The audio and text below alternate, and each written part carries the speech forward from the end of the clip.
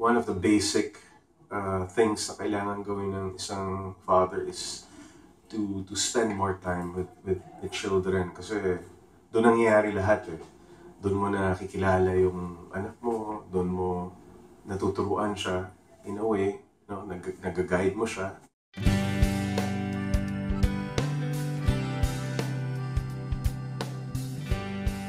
I guess, yun, obligation ko, duty ko na paramdam sa kanila na although palagi tayong busy sa trabaho, when I have the time, I spend quality time. Panganay ko na lalaki, his name's Luis.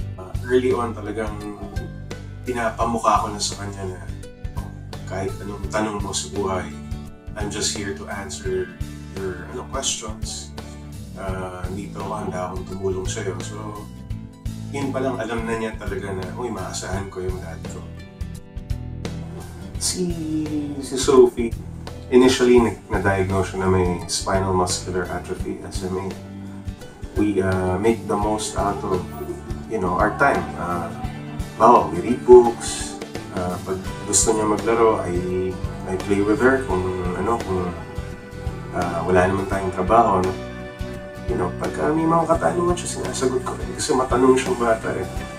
So, make her feel na, na mami mo at daddy mo, dito kami lagi. And hindi ka namin papabayaan, we're always here for you.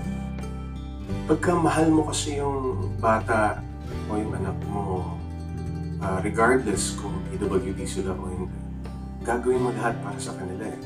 Hindi ka magkakamali basta alam mo sa puso mo, mahal mo talaga yung mga bata.